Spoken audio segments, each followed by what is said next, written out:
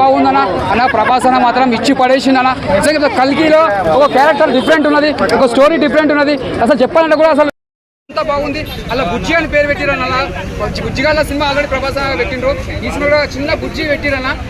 చూస్తున్నా ఇచ్చి పడేసిందన్న. ఒక్కొక్కరు చెప్తున్నారు రాసి పెట్టుకోరు ఈ ప్రభాస్ మాత్రం బెస్ట్. ఇచ్చి పడేస్తా.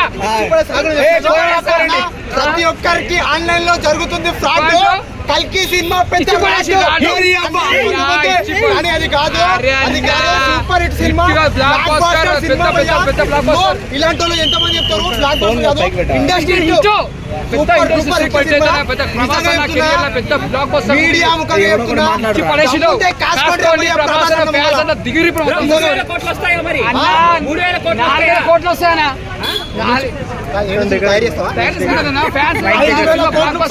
అరే 5,000 కదా, ఒక రూపాయి ఎక్కువ వేసుకో.